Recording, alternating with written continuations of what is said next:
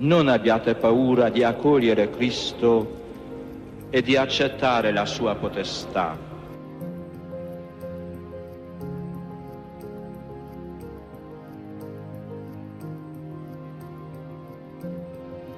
Non abbiate paura, aprite, anzi spalancate le porte a Cristo.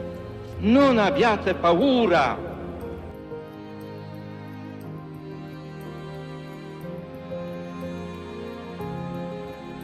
Cristo sa cosa è dentro l'uomo, solo Lui lo sa.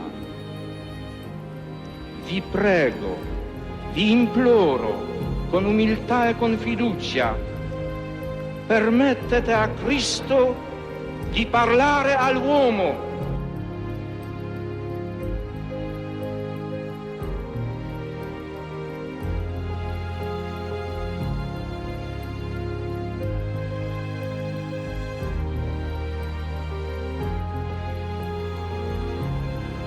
Solo Lui ha parole di vita, sì, di vita eterna.